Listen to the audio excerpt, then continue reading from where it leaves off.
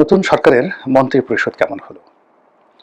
এই মন্ত্রিপরিষদ কতটা সফল হবেন, কতটা ব্যর্থ হবেন এবং এই মন্ত্রিপরিষদের নেতৃত্বে যে দেশ পরিচালিত হবে, এ দেশ কি খুব দ্রুত সিঙ্গাপুরের মতো হয়ে যাবে, থাইল্যান্ডের মতো হবে, কিংবা আমেরিকা, ইউরোপের বা সুইজারল্যান্ডের মতো হয়ে যাবে, নাকি উগান্ডা, বুরুন্ডি, ইথিওপিয়া এ সকল দেশ দীর্ঘদিন যেখানে বিশৃঙ্খলা ছিল এবং এখনো পর্যন্ত যে সকল দেশকে সভ্য মনে করা হয় না, বাংলাদেশ কি সেই পর্যায়ে যাবে কিনা, এই বিষয়গুলো নিয়ে আলোচনা করব।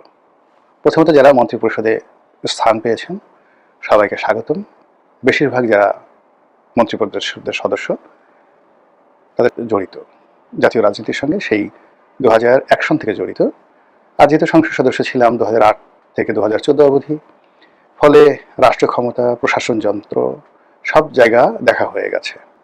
সসম্মানে দেশে থাকতে চাই, কিংবা ধরুন একটি উমরা করতে গেলাম, পরিবার নিয়ে দেশে বাড়ি বেড়াতে গেলাম, যেন এয়ারপোর্টে হেনস্থা না হই, ব্যাগটা না কেটে নেয়, বা ওখানে দেখা গেল এসবির লোক, ডিবির লোক তারা একটু বসায় রাখলো যে দেখি আপনি কি ঠিক করছেন, এই ধরনের হেনস্থা যেন না হয়। এই জিনিসগুলো এতটুকু আকাঙ্ক্ষা, এর বেশি আসলে আমার ব্যক্তিগত আকাঙ্ক্ষা নেই।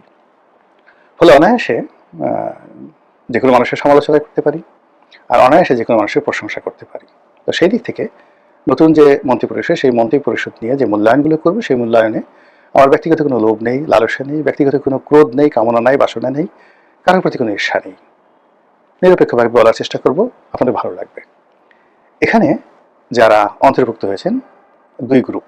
এক গ্রুপ হলো বিএনপির পরীক্ষিত, পরিচিত সাবেক মন্ত্রী, সাবেক এমপি, এদের একটা বিরাট অংশ। এই বিরাট অংশটি কেউ ভালো, কেউ মন্দ, কেউ সৎ, কেউ দুর্নীতিবাজ, কেউ সুস্থ, কেউ অসুস্থ, এবং আমরা তাদের সবাইকে চিনি।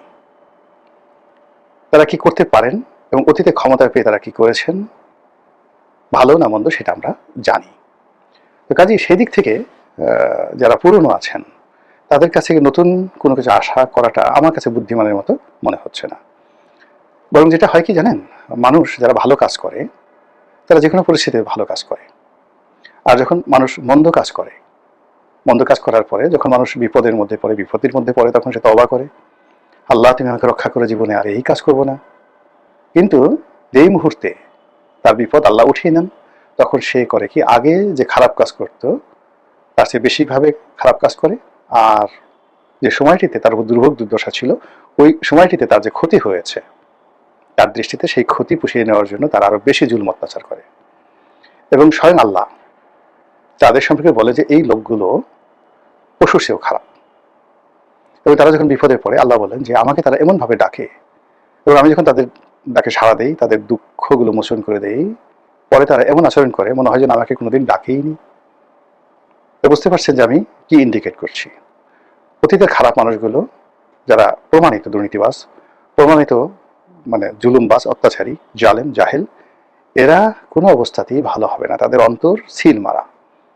রাষ্ট্র ক্ষমতায় বসে যে লোক খারাপ কাজ করে জীবনে, এরা দ্বিতীয়বার ক্ষমতা পেয়ে বা কোনো পরিস্থিতিতে ভালো কাজ করেছে এরকম নজির নেই। এরকম নজির নেই। এটা জেনেটিক্যালি এভাবেই ইঞ্জিনিয়ারিং হয়ে পড়ে। তাহলে আপনার সম্ভাবনাগুলো রইল কোথায়? কেবলমাত্র তরুণ, নতুন, অথবা অতীতের যারা ভালো কাজ করেছে তাদের প্রতি তারা ভালো কাজ করবে। এখন এখানে অতীতে যারা ভালো কাজ করেছেন তারা অতীতে যে গতি নিয়ে, শক্তি নিয়ে ভালো কাজ করেছেন, বয়সের কারণে, অবস্থার কারণে, পরিবেশের কারণে তারা আগের মতো চলতে পারবেন না। একজন যেমন দেখা গেল যৌবনে সে একটা লাভ দিয়ে সে 10 হাত যেতে পারত, এই বুড়ো বয়সে সে লাভ দিয়ে 2 হাত যেতে পারবে। ফলে তার সততা থাকবে কিন্তু আউটপুট আসবে কম। অন্যদিকে অতীতে যারা বদমাইশ, আবু লাহাব চরিত্রের, আবু জেহেল চরিত্রের, কিংবা ধরুন কারুনের চরিত্রের, লোভী চরিত্রের, ফেরাউন চরিত্রের, তারা এই সুযোগ পেয়ে তাদের যে অতীতের যে অভিজ্ঞতা, সেই অভিজ্ঞতা দিয়ে তারা এমন একটা বিস্তৃত সিন্ডিকেট গড়ে তুলবে যে অতীতের যে কোনো সময় চেয়ে তাদের এই সিন্ডিকেটের ক্ষমতা কয়েকগুণ বেড়ে যাবে। এর কারণ হলো তাদের মস্তিষ্ক, তাদের মন, ওটার জন্য তার ফিজিক্যাল, ভালো কাজের জন্য তার ফিজিক্যাল ফিটনেস দরকার, কাজ করতে হয়। আর মন্দ কাজের জন্য শুধুমাত্র মন্দ চিন্তাই যথেষ্ট, মন্দ ডিসিশন যথেষ্ট, মন্দ পরিকল্পনা যথেষ্ট। আপনার অ্যাপিস্টেন এই যে কেলেঙ্কারি হলো আমেরিকাতে, সেটা দেখলেই বুঝতে পারবেন। তো কাজেই পুরনোদের মধ্যে যারা খারাপ তাদের দ্বারা কি হতে পারে, আর যারা ভালো তাদের দ্বারা কি হতে পারে, আশা করি আপনারা বুঝতে পেরেছেন। এর বাইরে নতুন যারা সংসদ সদস্য হয়েছেন, এদের মধ্যে যারা টাউট, তারা টাউটারি করবেন, যারা ভালো তারা ভালো কাজ করার চেষ্টা করবেন, এবং টাউটদের দ্বারা আঘাতপ্রাপ্ত হয়ে তারা হতাশ হয়ে পড়বেন, কাজ করতে পারবেন না, পদে পদে বাধাগ্রস্ত হবেন। যারা ইনোভেটিভ তারা নতুন কিছু করার চেষ্টা করবেন। যাদের পাবলিক ফেস রয়েছে, জনগণ যাদেরকে ভালো হিসাবে জানেন, তারা সত্যিকার অর্থেই চেষ্টা করবেন যেন জনগণ তাদেরকে স্মরণে রাখে, এবং তাদের এই যে দায়িত্ব আল্লাহর পক্ষ থেকে এসেছে এটাকে তারা সদগায় জারি হিসাবে গ্রহণ করে ভালো ভালো কাজ করার চেষ্টা করবেন। তরুণদের মধ্যে যারা এবার প্রথম সংসদ সদস্য হলেন এবং প্রথম মন্ত্রী হলেন, এর বাইরে যে জিনিসটি হবে এই মন্ত্রী পরিষদে, এটা হলো একটা কালেকটিভ এফোর্ট। মানে আপনার যত ভালো কাজই হোক না কেন, যদি এখানে মন্দের পরিমাণ বেশি হয়ে যায় তাহলে এই মন্ত্রী পরিষদের একটা বদনাম হয়ে যাবে। আবার দেখা গেল যে ভালো যারা আছেন তরুণদের মধ্যে, তাদের সংখ্যা এত বেশি যে 2-4-10 জন মন্দ কাজ করছে, ওটাকে খোঁজও নেবে না। তো এই পুরো জিনিসটা নির্ভর করবে যিনি প্রধান নেতা তার উপরে। আমরা যে কাজটি অতীতে করেছি সেটা হলো আমরা নিজেদের পিঠ বাঁচানোর জন্য প্রশংসা করি সবসময় প্রধান ব্যক্তির, এবং আশেপাশের যত লোক আছে সব লোককে আমরা দায়ী করে যিনি প্রধান ব্যক্তি তাকে দায় মুক্তি দেই। যেমন শেখ হাসিনার কোনো দোষ নেই, সব দোষ ওবায়দুল কাদেরের উদাহরণ। এরশাদের কোনো দোষ নাই, সব দোষ আমজ্জেমের। খালেদা জিয়ার কোনো দোষ নাই, সব দোষ হারিস চৌধুরীর, বা সব দোষ লুৎফুজ্জামান বাবুরের। এরকম কথা অনেকে বলার চেষ্টা করবেন।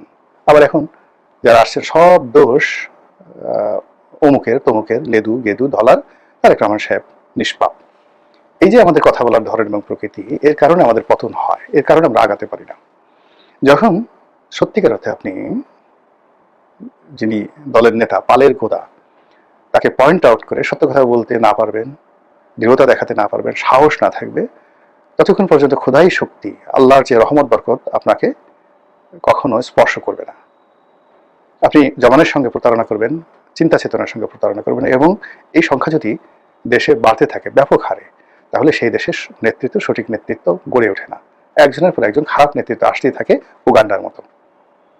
এ কারণে বেশিরভাগ মানুষ এরকম যাকে বলে ভয় পায়, আসল শয়তানকে, বড় শয়তানকে, মেজর শয়তানকে তারা বাদ দিয়ে পিসি পিসি শয়তানকে তারা সমালোচনা করে মিনমিনের ভাষায়। উগাতা, বুগাতা, কুকাতা, চুগাতা, এরকম টাইপের নেতা তৈরি হবে, আর দেশ হয়ে যাবে উগান্ডা, বুগান্ডা, চুগান্ডা, এরকম একটা দেশ হয়ে যাবে। ফলে পুরো জিনিসটাই নির্ভর করছে আপনার আমার উপর, জনগণ। হাউ উই আর এক্সপেক্টিং, আমরা কি আশা করছি, হাউ উই আর পারফর্মিং, এবং how we are acting and reacting, এগুলোর উপরে কিন্তু নির্ভর